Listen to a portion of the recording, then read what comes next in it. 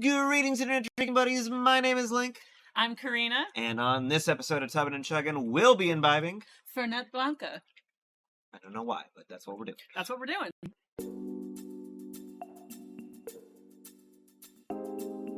Welcome back to the tub, everybody. As you can see, this is a guest episode. I have brought down another North Bay resident all the way down to the South Bay for a little tubbing and chugging. Karina, San Francisco isn't North Bay, first of all. well, okay, you're just gonna go ahead. Together. Just gonna. it seems northern to me. Okay. So, Okay, bud.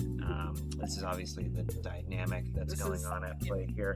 Now, Karina, I know for a fact that your favorite alcohol is vodka of the gods. However, what would you say your second favorite alcohol of all time is? My second favorite alcohol? It's certainly not what I brought. Okay. But to make that clear. Second favorite alcohol? Gee, I don't know. I just like gins a lot, but I can't think of a particular one. Just any kind of I know. good gin? Honestly, I'm like a cocktail person. I don't just drink things straight a lot of the times. That's fair enough. So, yeah. Doesn't have to be. All right. What is your worst cocktail experience as a cocktail person? Ooh. My friend made me a zombie at a Halloween party once. And I What blacked. is a zombie? Ooh, honestly, I think there's an actual recipe to it, but I'm pretty sure he just mixed all of the alcohols he had left over into it. That's what it tasted like. It was kind of like a King's Cup situation, you know? Okay. That's what it tasted like to me. Although I was already hammered, so maybe anything would have tasted like that at that point. So you had a bad zombie, is what you're I saying. had a bad zombie. I became a zombie, basically. I blacked out, just vomit everywhere. I was wearing like a costume that I made because I like cosplaying, like vomited all over my shoes. It was horrible. Was the alcohol that you brought part of this zombie or not? No, Okay. no, I didn't bring it. I'm a rude guest. Let's learn more about the alcohol that she brought. All right, Karina, what have you brought? Tell me about it. Tell me why we're drinking it. All right, so I am basically at this point a San Francisco native. I've lived there for almost a decade. Yeah. So I brought Fernet Branca, which is actually an Italian aperitif, but it's extremely popular in San Francisco.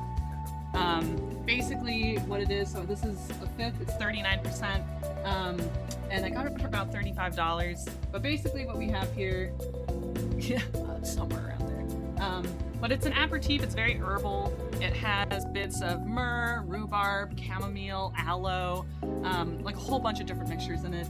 And yeah, it was imported into San Francisco around the 1800s. And it was starting to get a little bit popular back then, but what made it really blow up is that it actually was okay to drink during the Prohibition era, because San Francisco saw it as a medicinal drink. And so they would say it would cure depression, it would cure anxiety, it would cure all sorts of things. Much So- like most other alcohols. Yeah, true.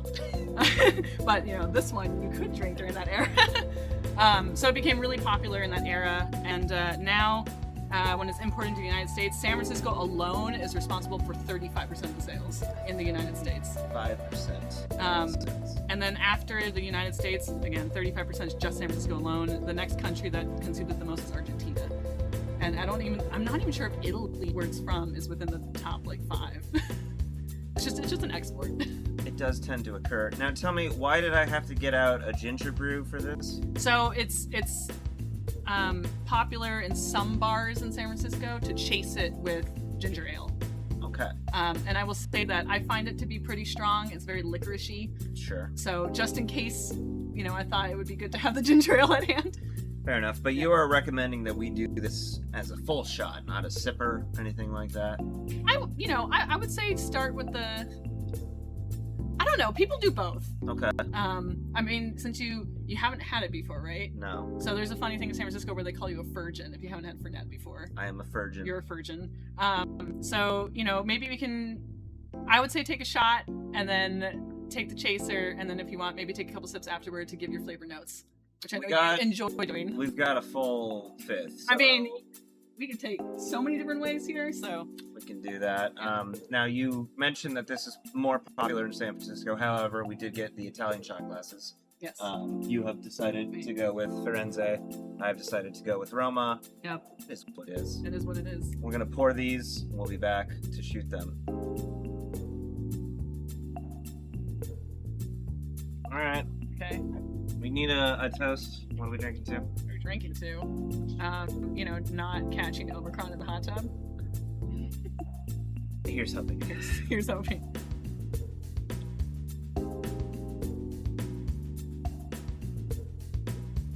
Yeah? Do you feel like all your anxiety and depression have been relieved? Oh, there it is! That's you coughing out the anxiety! It's like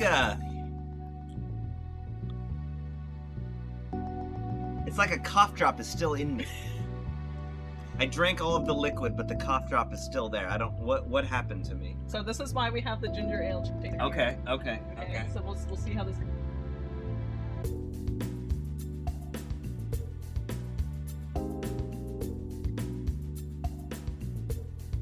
Yeah, that's Better, worse? That's better. It's better. It is surprising how much, like, the stickiness of it is still there. Yeah, it is like having a cough drop, for sure. It lingers, long past me drinking the ginger ale, ginger brew. Combines well, though. Yeah. I understand now the purpose of it. Yeah. It feels like it's like a counter energy. Ginger's kind of medicinal too, Yeah, kind of mix all the medicinal things together. Makes me think, why not just put the ginger in the Fernet? Freaking good question. I mean,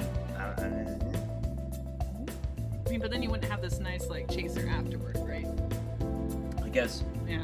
If they themselves sell a separate ginger ale, then maybe they're double dipping here. I don't know. I mean, maybe they do. I don't know.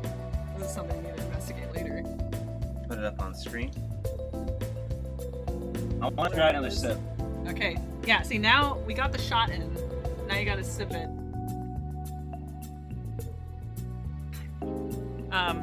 I heard that there's a thing in San Francisco. I don't know if it still happens, but there used to be a thing where bartenders, after their shift, would pour each other like a shot of Fernet, and it would be like a bartender's handshake. You pour it for each other. And like a coded message. It's a coded message. The code just being, we're drinking.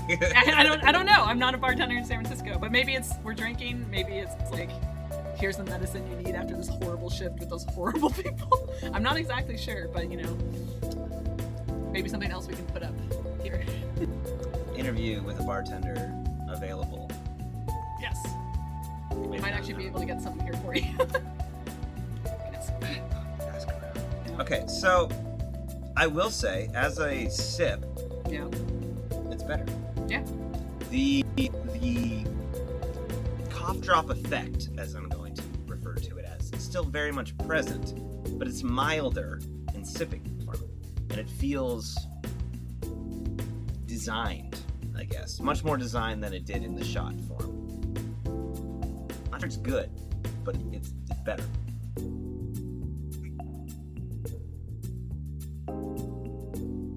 Am I intended to not like this? Is that like the thing, the joke is like, the Baka, he drank the Fernet. What I mean, it is very controversial of a drink. Okay. It's one of those, like, you love it or you hate it. Although it seems like you're kind of in the middle, which is rare. I personally hate it. Okay. But I brought it here to see if you would also hate it. I don't hate it. Okay. But do you love it? I don't love it. Okay. Well, you're one of the few in this, like, bimodal curves. I think I see why people love it. Yeah. I'm firmly pressed against the glass of those, like, that little club that's having their own little party with Fernet, and I'm like, damn, I wish I could be in your party. And as it stands, I'm like, I'd get drunk on this. Would I pay $35 for a fifth? Absolutely not. Would I drink it for free in my own hot tub? Absolutely. I mean, that's what I'm here for. It's, yeah. It's interesting. Right? It is pretty different. I mean, it's an aperitif, right? I'm supposed to have Jaeger's kind of in Why realm. did we have this before or after dinner? We could have had this before dinner. It would have been so much better. I would have taken that shot and just been, like, completely drunk already. I was so hungry. I mean, you could have. Maybe that would have been more entertaining. Me just being, like, super drunk after one shot. Well, wait, none of it would have been filmed. Maybe it would have. I mean, it's an aperitif. It's supposed to come after dinner, also. No. Aperitif. Oh, you're right. It's not a digestive. Oh, my God. Is before, yes, the digestive shut up. is after. Shut up. I got this. Had she watched these episodes of Tubbin and Chugging, where I very clearly explained the difference between an aperitif, as the Italians like to pronounce it, Uh-huh. and a digestif. Yes. You would know that the aperitif is meant to whet the appetite before dinner, and a digestif is meant to calmly get rid of the taste, prepare you for sleep. No. Piling on the shame. Have not seen all the Tubman Chugging episodes for sure. There is always time to fix that. That is true. You know. There's only 70 something of them. I don't know which one. You're on 80. I don't know which one this is. Well, it depends on what you count as episodes. Okay. Because like the advent calendar ones, I didn't count as Okay, episodes, so Fair. those were shorts. Those were shorts. But I mean, YouTube has. I mean, this is content channel, man. You gotta have the shorts. I gotta Full adjust episodes to of the shorts. adjust to the memes as they come. This is getting better. I'm not. Dude, gonna I lie. can't drink this anymore. I'm San Francisco and I can't drink this anymore. Couldn't keep up the bit. I can't. It's not a licorice. You know, a lot of people would look at this and think it's like a Jaegery kind of licorice thing, but it's something different. How would you describe it? Herbal. It's more, yeah. I mean, the cough drop effect. I'm still gonna call it. That's the signature. That feeling you have when you consume a cough drop of like, this is lingering in my taste. It's like sharp but fruity, you know, herbally but not like stingy. It's just kind of like lingering. And I don't even know if it's good. It's just like I'm kind of addicted to like having more of it, you know? It's very flavorful. Yeah. Yeah, there's a lot of flavor in it, for sure. But, you know, when I drink it, the only thing I can imagine is, like, being a kid in the 1800s or something and having some kind of ailment, and then Mom gives you this. Mom comes in with, like, a brown flask of this stuff, and it's like, take a chug. Honestly, what is the difference between, like, you drinking this and you just having, like, 3 cough drops? To me, not much. It's probably the same stuff in it, honestly. Tastes exactly the same, probably cures your throat the same way. It's just, you know, maybe if you added a lot more sugar in it, it would taste like Ricola. Ricola. Exactly. I'm a slave to the slogans. Karina, you've already said you would not recommend this product? I mean, I would recommend it to certain people. I think certain people, I know certain people love it. And I think if you're really into herbal tastes, and you're really into aperitifs, I think it's good. I'm just not really either of those. So. You don't have the palate for it. I don't have the palate. I'm just, you know, a very simple person. Would you recommend that they consume this before like a meal, or is this like something that you just would drink on your own? I definitely think you'd do it before a meal. Okay. Is my thought. This I'm is no like expert because we already established. you've got like a big table of people, you're going out for a big dinner, and it's like the waiter comes by as you're seated, like, anybody want something to drink? And you're like, let's get a bottle of Fernet. I could see that. And then all of the like venture capitalists that you're at the With table the Patagonia vests. with, yeah, with the Patagonia Yeah. vests at your like Palo Alto table are like, oh shit, this guy knows what he's talking about. I don't know, man. Do they drink this in Palo Alto? Maybe you have to be in the city. Maybe that's like part of the magic. Maybe this would taste better if we were in the city right now.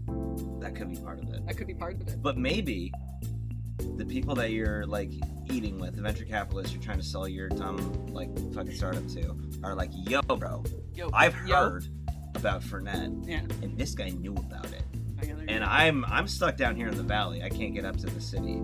This guy knows, and that's how you close the deal. That's how you close it. Yeah, for sure. That might be the use case. The one use case. And they're just like drinking cough syrup the whole time, and they're like, shit, now I feel like I'm sick. I guess I gotta sign this guy. There's got to be a better use case than that. I mean, maybe it cures Omicron. We don't know. It's medicinal, right? I've done nothing but drink alcohol for the entire pandemic, and I've never caught COVID. So. See? And maybe this will be like the extra bit to save you from it. There you go. It's not good. It's not worth the money. It's not worth the money. Those are my final sentiments. However, as a degenerate alcoholic, I enjoy it. Karina, I want to thank you for joining me on this episode. Thanks for letting me try to poison you. If you Always ever want to come back with more San Francisco or whatever based poisons, please to do. And to all of you out there who have very dumb, fun alcohols that you want me to review, always happy to do so. Let me know in the comments. Please. Well, it doesn't look like it.